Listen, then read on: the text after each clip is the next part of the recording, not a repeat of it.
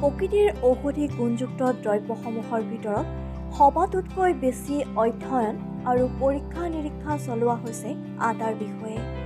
গৱেষকসকলৰ মতে আদাক কমেও ৫,০০০ বছৰ ধৰি ঔষধ হিচাপে ব্যৱহাৰ কৰি অহা হৈছে।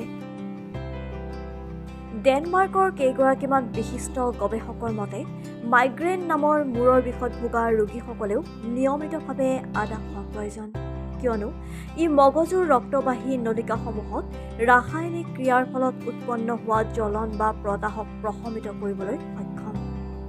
তদুপৰি কিছুমান ৰোগীক এস্পিৰিন নামৰ বিষনাশক ঔষধ খাবলৈ দিয়া হয়। আমি সততে ব্যৱহাৰ কৰা আদাতেই আছে এস্পিৰিনৰ সকলোখিনি গুণ।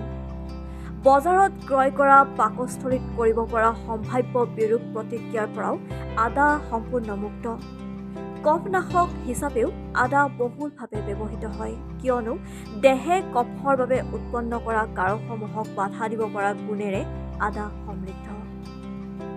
সেইবাবে হয়তো আমি ঘৰুৱাভাৱে কাহ, পানীলগা বা কফ হ'লে মৌ মিহলাই আদাৰ ৰস খাওঁ।